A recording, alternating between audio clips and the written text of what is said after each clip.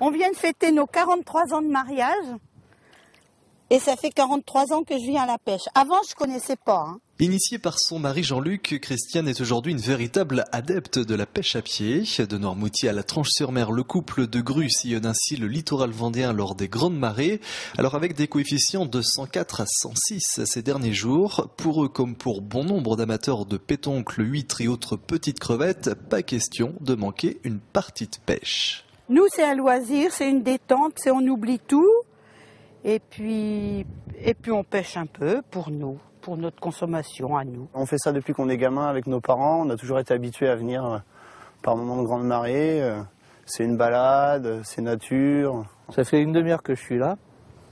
Me pêcher des huîtres pour midi. Ma femme adore ça aussi, donc ça va aller tout seul. Alors il y en aura pour deux jours, là, midi et demain midi. Une pêche en quantité raisonnable tout en respectant les tailles réglementaires. Les pêcheurs à pied les plus habitués sont aussi bien souvent les plus prudents car eux constatent l'évolution des ressources. Des tourteaux, il n'y en a pratiquement plus. Et ça a été surpêché. Il y a eu de la maladie. Il y a une quarantaine d'années, on venait pêcher des huîtres ici. Maintenant, non, il n'y a plus d'huîtres. À vouloir ramasser que des grosses, au final, on s'aperçoit quand même que le panier n'est pas plein, alors qu'il y a des gens qui vont rentrer de la marée avec des paniers pleins, mais de coquillages qui ne sont pas à la maille. Voilà.